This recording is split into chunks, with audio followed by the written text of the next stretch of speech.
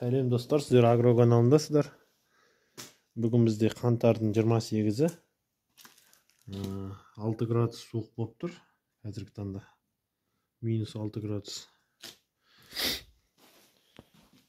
Көптеген адамдардың сұрауы бойынша бүгін бордақымыздың тағы да бір бөлімін түсірейін деп отырмын. Сол себепті достар, видео басталмас бұрын каналға тіркеліп, лайк басып, комментарий жазып, қолдап отырайық. Өздеріңіздің қандай дәріге сондай обзор түсірейін, соның барлығын айтып отырыңыздар. Сұхбаттарыңыз, кеңестеріңіз немесе қандай да бір кеңес сұрайтын болсаңыздар, комментарийге жазыңыздар. Мен жауап беруге тырысамын барлығына. Ал біз видеомызды бастаймыз. Бүгін күн кішкене жылынды. Алдыңғы күні аяз болып, тұмандатып қар жауған. Қазір сағат 3 болды. Сиырларымызға суын беріп қойғанбыз. Жемін жеп. Енді қазір дем алып тұр. Өздеріңіз көргендеріңіздей, мына жердің барлығында басқа малдар тұрған. Бордақыда бұқалар, нелер. Қазір таңда осындай 3 сиыр тұр бордақыда. Жаңадан мына сиыр қосылды бордаққа, міне бойшан ірі сиыр. Әдейі осындай ірі сиырды қойдым бордаққа, таза қысыр сиыр. Бойы биік. Бұларды салмақпен беретін боламыз, таза. Мынау бізде бордақланып болды, дайын болды десек те болады. Бірақ әлі үстіне вес қоса береді, сол себепті бордақлай беретін боламыз әрі қарай.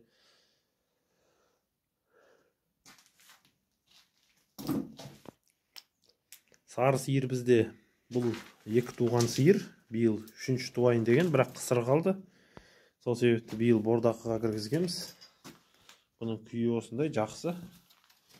Кірген кезде арық болып, еті төмен болып кірген. Қазір осындай бір қалыпта келді. Комментарий достар жаза кетіңіздер, осы сиыр шамамен қанша килограмм ет береді таза. Кейін сойып өлшеп жатқан кезде кімдікі дұрыс болды, соны анықтайтын боламыз. Мына сиыр мен ана сиырды салыстырып көрсеңіздер, мына бергі сиырдың бойшандығынан арғы сиыр көрінбей қалады. Өздеріңіз былай да көрсеңіздер де болады. Биіктігін сиырдың. Бірақ мынау жалпақ қазір. Мынаны өйткені тұрғанына әлі 1 айға толған жоқ. 1 айға толар-толмастай уақыт болды. Сол себепті әлі еті төмендеу.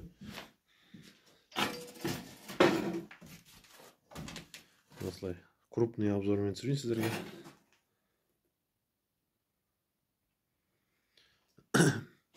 Мынаған келетін болсақ, бұл сиыр бірден бордақланып жатыр және сауылып жатыр. Ол дегеніміз таза қысыр сиыр, әлі су алмаған. Сол себепті бұл сиырды сауып, жемін жеп, сауылып, бірден сауылып бордақланып жатыр осылай. Барлық сиырларды битке еккенбіз. Битке, кенеге, қышынбас үшін сүтлер.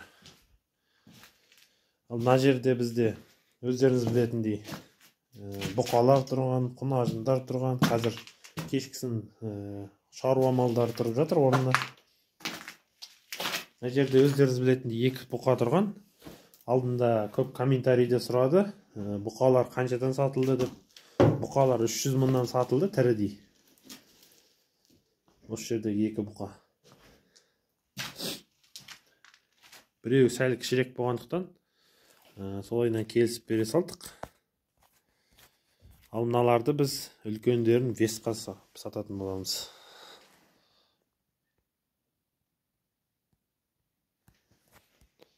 Достар, осындай бордақ жүріп жатыр. Мына жерде көргендеріңіздей таңертең салынған шөбі. Әлі жеп тауыспаған. Осыны ертеңгі күн таңертеңіне дейін жейді.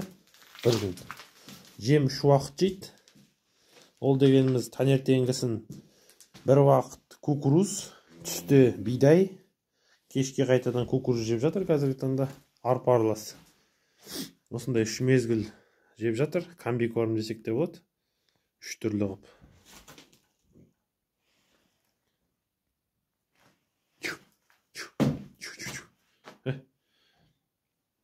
қазір сіздерге барлығын көрсететін боламын, қалай бидай барлығын.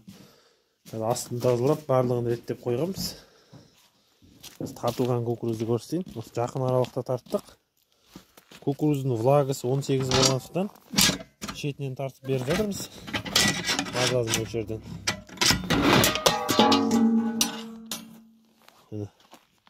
Есігі. Осындай шашкамен осылай толтырып алып береміз міне. Қатты үлкен шашка емес, орташа көлемдегі. Мынау таза кукуруз тартылған. Мұны влагасын былай білсеңіздер де болады, қолмен мүжіп көрген кезде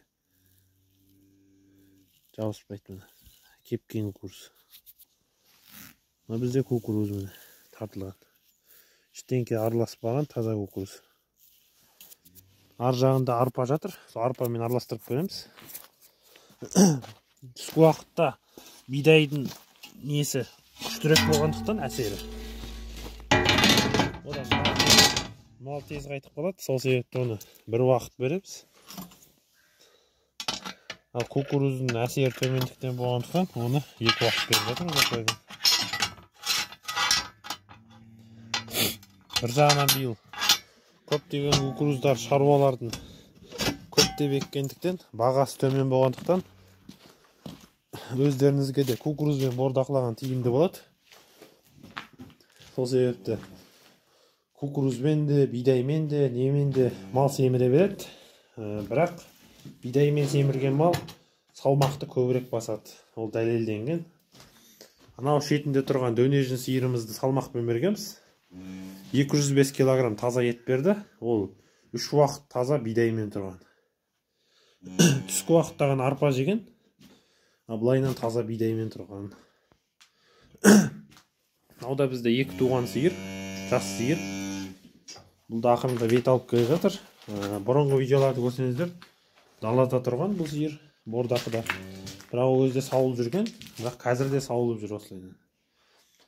Сауылып жүрген сиыр асауға сүт аламайды, ет аламайды. Себебі жегені, ішкені барлығы сүтке кетіп жатыр. Ал мынау таза қысырлар, мынау одан кейін кірген, ақырындап келе жатыр. Мына сиырымыз да дайын болып қалды. Астына келетін болсақ, асты осындай, әлі осындай қорда сеуіп жатырмыз астына. Көп адамдар жазып жатыр комментарийде. Қорда сеппе, сиырдың асты биттейді, көнтек болады дейді. Ол суықтағы қалған қорда, ол жазды күні қой қыста көнтек болмайды ешқашанда. Өйткені қыста қордан ішіндегі бит, кене, сірке, қойдың нелерінің барлығы, паразиттердің барлығы қыста қырылып қалады, немесе қатып қалады. Және қойдың терісі қалың және жүнді болғандықтан, терінің ортасына кіріп жабысып алғандықтан, ал мына сиырдың терісі жылтыр және жұқа келеді. Сондықтан бұл көнтек болып, ондай немен ауырмайды. Өйткені бір жағынан қорамыздың желдетуі де жақсы, міне өздеріңіз көргендеріңіздей. Ол себепті ондай мәселелер туындамайды. 100% осындай себеп беріңіздер сіздерге. Себебі мал асты суық болғандықтан, бұл кешке дейін бетонда жатқан мал тоңып, ертеңгі күні ауырып, бауыры ісіп, суық өтіп ішінен шөп жемей ауырып, ісініп, босқа ертең шығын болады. Сол себепті осындай күл қорда астына себе беріңіздер. Тек астын таза құрғақ ұстасаңыздар, бір қалыпты 3-4 ай, 4-5 ай, 1 жылдай бордақылай берсеңіздер болады. Достар, осындай видео. Мына жерде бізде шаруа малдары тұрғандықтан, мыналардан егер кейде сағыр не қалып жатса, осылай қарай жылжыта саламыз. Ананың шөптерін мыналар түнімен жеп қояды, таңертеңгісін аналарға қайтадан жаңа шөп салып қоямыз. Осындай бордақ жүріп жатыр. Көптеген адамдар сұрап жатады. Кировскіден, мал базарлардан сиыр алып, арық сиыр алып, бордақлап көрсем пайда бар ма деп. Әрине ондайдан пайда бар. Себебі бордақмен пайда болмаса, елдің барлығы айналыспайтын еді. Тек қана жем шөпті өзінен болып отырса, жем шөп жылда егіп, жемді, шөпті де шауып, өзінің барлығы 100% өзінен болып отырса, онда бордақы алып сатқаннан пайда көп. Ал егер жемді, шөпті барлығын сатып алып тұрсан, малды да төлін бордақыға қоятын. Онда саған түк пайда да түспейді, себебі сол бір ай тұрған мысалы бір малдың бордақысына 1 тонна бидай 100 жүктай шөп кетеді, бір малды бордақылап жүрді кемінде. Ол кемінде 1,5 тоннадай жек қою мүмкін, даже бір бас. Енді бір бас 1 тонна мысалы бір бас жесе, 1 тоннан бидайын қазір 90 теңгеден болып тұрса, 90 мың шөбім бар, бір мәшіне шөбін. Сонымен 180 мыңдай ақша шығып тұр, жүкпен есептесек. Сонда сен сиырынды мысалы 250 мыңға алсан,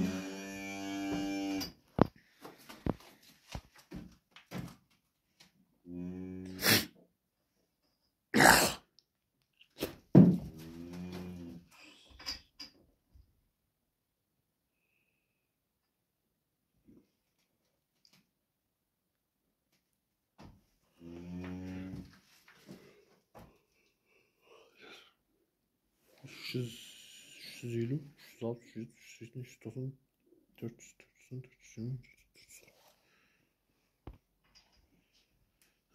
430, 440 мыңдай, сонда сол сиырын мен шөбімен сол құны шығып кетеді. Ол малды алып сатарлар келіп алса, сенен мысалы 380 сондайға сұрайды, сонда сен 20-30 мың теңге минусқа шығып кетесің. Және де оның сен қараған еңбегің бар, тұрған жері бар, суы, жемі, шөбі бар. Барлығымен сонда ақтамай кетеді. Сол себепті көбінесе веспен сату керек, малды салмақпен беріп. Ол салмақ беру үшін бордақыда кем дегенде 2-3 ай тұру керек. Және құнарлы тағам беру керек, жоңышқа, бидай, арпа деген секілді беру керек. Достар, осындай 3 бас қазір бордақыда тұр бізде. Видео ұнаса, достар, сіздерге қызықты болды деп ойлаймын, пайдалы мәліметтер берді деп ойлаймын. Видео ұнаса, достар, каналға тіркеліп, лайк басып, комментарий жазып, каналымыздың дамуын қолдап отырайық. Алда әлі талай қызықты бордақы жайлы видеолар салатын боламыз. Сіздермен болған Агро каналы. Видео ұнаса, осы видеоны достарыңызбен бөлісіп отырыңыздар. Қазақ каналдарының дамуын қолдап отырайық. Келесі видеода кездескенше.